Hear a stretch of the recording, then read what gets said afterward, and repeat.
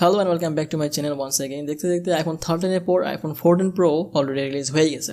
তবে এই সময় আইফোন 13 বাদ দিয়ে আইফোন 14 আসলে শিফট হওয়াটা কি আসলেই ওয়ার্থ হবে কিনা সেটা দেখা ট্রাই করব। কম্পেয়ার করার ট্রাই করব আইফোন 13 প্রো ম্যাক্সের সঙ্গে আইফোন 14 প্রো ম্যাক্সের। তো প্রথমে যদি কথা বলি ফোনের বডি নিয়ে অর্থাৎ বিল্ড ম্যাটেরিয়াল নিয়ে, তাহলে দুইটা ফোন স্টেইনলেস স্টিল এবং ফ্রন্ট এবং ব্যাক সাইডে দুইটা গরিলা গ্লাস ব্যবহার করা হয়েছে। যদি ফোনের কালার নিয়ে কথা বলি তাহলে আইফোন 13 ছিল graphite, gold, silver, green and blue colour.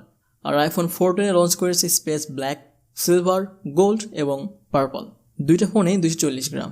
তো যাই হোক, যদি কথা বলি ডিসপ্লে নিয়ে তাহলে দুইটা ফোনে 6.7 ইঞ্চি ডিসপ্লে। যদিও দুইটাতে ডিসপ্লে সাইজ সেম, তবে আইফোন 13 ব্যবহার করা হয়েছে super retina XDR OLED display, but iPhone 14 এসে ব্যবহার করা হয়েছে LTPO super retina XDR OLED display, যেটা কিনা all time on display feature রয়েছে। অর্থাৎ আপনি ফোন লক রাখা অবস্থায় ডেট টাইম অ্যান্ড নোটিফিকেশন দেখতে পারবেন। ডিসপ্লে চিন এবং বেজেল নিয়ে একটু পরে কথা বলছি। রেজুলেশন বলতে গেলে যেখানে আইফোন 13 পাবেন 1284 × 2778 পিক্সেল, সেখানে আইফোন 14 1290 × 2796 পিক্সেল।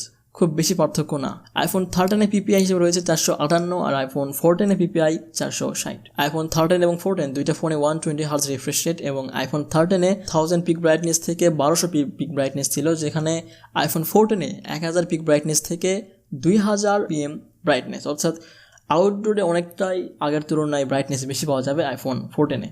তারপর নেটওয়ার্ক নিয়ে কথা বলতে গেলে 13 এবং 14 দুইটা ফোনে 5G, বাট বাংলাদেশে যেহেতু 5Gর অবস্থা একেবারে বলতে গেলে নাই, সো আপনাকে 4Gতেই সন্তুষ্ট থাকতে হবে। পারফরমেন্স নিয়ে কথা বলতে গেলে আইফোন 13 অপারেটিং সিস্টেম হিসেবে রয়েছে iOS 15, যেখানে 14 রয়েছে iOS 16, বাট আইফোন 13 আপগ্রেড করে 16 পর্যন্ত নেওয়া যাবে। আইফোন 13 চিপসেট হিসেবে ব্যবহার হয়েছে অ্যাপলের A15 Bionic 5nm, আর আইফোন 14 ব্যবহার করা হয়েছে অ্যাপল A16 Bionic 4nm, যেটা কিনা গত বছরের তুলনায় অনেকটা ফাস্ট এবং আপগ্রেড। সিপিইউ হিসেবে হেক্সা-কোর দুইটাতে ব্যবহার করা হয়েছে। জিপিইউ হিসেবে দুইটাতে 5 কোর গ্রাফিক্স রয়েছে। মেমোরির কথা বলতে গেলে দুইটা ফোনে 6/128, 6/256, 6/512 এবং 6/1TB মেমোরি রয়েছে। যেহেতু iPhone, so external SD card লাগানোর কোনো স্লট থাকছে না। তারপর ক্যামেরা সেকশনে আসলে অনেকটা পার্থক্য দেখা যাবে। আইফোন 13 মেইন ক্যামেরা হিসেবে ছিল 12 মেগাপিক্সেল, যেটা কিনা 26 মিলিমিটার ওয়াইড। সেকেন্ড ক্যামেরা ছিল 12 মেগাপিক্সেল, যেটি কিনা টেলিফটো এবং 3x অপটিক্যাল জুম। তারপর তৃতীয় ক্যামেরা ছিল 12 মেগাপিক্সেল, যেটি কিনা 120 ডিগ্রি আলট্রা ওয়াইড। আর চতুর্থ ক্যামেরা হিসেবে ছিল 3D স্ক্যানার। সেখানে আইফোন 14 রয়েছে 48 মেগাপিক্সেলের মেইন শুটার, যেটা কিনা আইফোন 13 তুলনায় 4 গুণ। সো এতদিন আইফোন বলতো যে megapixel does not matter, but এখন তারাও আসলে ওই পথে হাঁটছে। তবে যদিও 12 মেগাপিক্সেল আর 48 মেগাপিক্সেল অনেকখানি পার্থক্য, তবে ক্যামেরার কোয়ালিটির মধ্যে খুব একটা পার্থক্য দেখা যাবে না। শুধুমাত্র 48 মেগাপিক্সেলের এখানে কিছুটা ফটো বা ভিডিও শার্পনেস পাবেন, বাট কোয়ালিটি অলমোস্ট সেমই। বাকি যে ক্যামেরাগুলো টেলিফটো অ্যান্ড আলট্রা ওয়াইড, সে দুটো অলমোস্ট সেম। রেজুলেশন হিসাবে যেখানে থাকছে আইফোন 13 4000 × 3000 পিক্সেল, সেখানে আইফোন 14 8000 × 6000 পিক্সেলস। ভিডিও রেকর্ডিংয়ে আইফোন 13 4K 2430 এবং 60 FPS পর্যন্ত শ্যুট করা যায়, সেখানে আইফোন 14 2430 + 60 তো রয়েছে, সঙ্গে 25 FPS এর একটা অপশন অ্যাড হয়েছে। আর 1080 30 60 120 এবং 24 FPS দুইটাতেই সেম, বাট আইফোন 14 প্লাস হয়েছে শুধুমাত্র 25 FPS একটি নতুন অপশন। আর দুইটাতেই 10 বিট HDR রয়েছে, আর দুইটাতেই রেস মোড রয়েছে, যেটা কিনা স্টেবল করার জন্য, এবং সিনেমেটিক মোড দুইটাতে রয়েছে। তবে 14 সিনেমেটিক মোডে 4K 30 FPS পর্যন্ত শ্যুট করা যাবে, যেখানে আইফোন 13 4K ছিল না সিনেমেটিক মোড। সেকেন্ডারি ক্যামেরা হিসেবে দুইটাতে 12 মেগাপিক্সেলের 23 মিলিমিটার ওয়াইড লেন্স রয়েছে, দুইটাতেই সেম। অ্যান্ড রেজুলেশন দুইটাতেই সেম 4000 × 3000 পিক্সেল। আর সেলফি ক্যামেরা ভিডিও রেকর্ডিং দুইটাতে almost same, 4K 24 5 30 and 60 FPS, 1080 30 60 এবং 125 FPS। কানেক্টিভিটি হিসেবে দুইটা ফোনেই অলমোস্ট সব কিছু সেম, শুধুমাত্র ব্লুটুথে থাকছে 5.0 আইফোন 13 আর 14 থাকছে 5.3।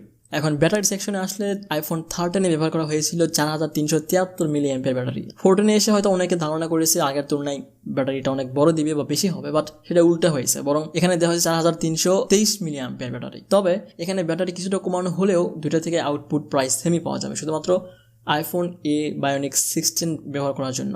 এখানে ব্যাটারি অপটিমাইজেশন আগের তুলনায় অনেকটা ভালো হওয়ার জন্য মোটামুটি সেম পারফরমেন্স পাওয়া যাবে।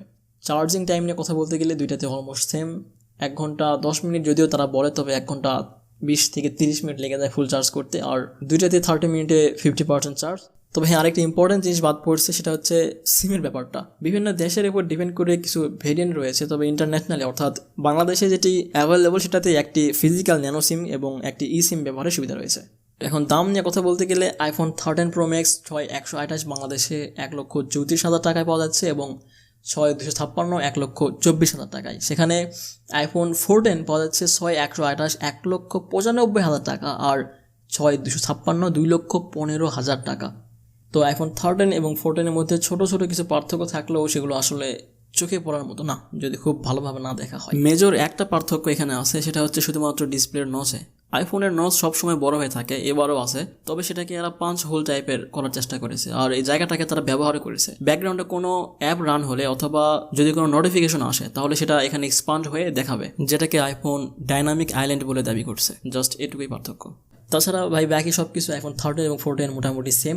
সো আমার মনে হয় যে এত বেশি টাকা খরচ করে শুধুমাত্র এই ডাইনামিক আইল্যান্ড একটা ফিচারের জন্য এত বেশি টাকা খরচ করা কোনো মানে হয় না। এখনও আইফোন 13 এখনও কিলার। সো আপনার যদি মনে হয় যে ডাইনামিক আইল্যান্ড একান্তই প্রয়োজন খুব বেশি, তাহলে আপনি নিতে পারেন। তো ভিডিওটি ইনফরমেটিভ লাগলে ভিডিওতে একটা লাইক দিয়ে দেন। কেমন লেগেছে জানাতে হলে কমেন্টে জানাতে পারেন। আর এরকম নিত্য নতুন ভিডিও পেতে আমাদের চ্যানেলটি সাবস্ক্রাইব করে পাশে থাকা বেল আইকনটি অন করে দেবেন। দেখা হবে আবারও নতুন কোনো ভিডিওতে। ততক্ষণ পর্যন্ত ভালো থাকবেন, সুস্থ থাকবেন। আসসালামু আলাইকুম।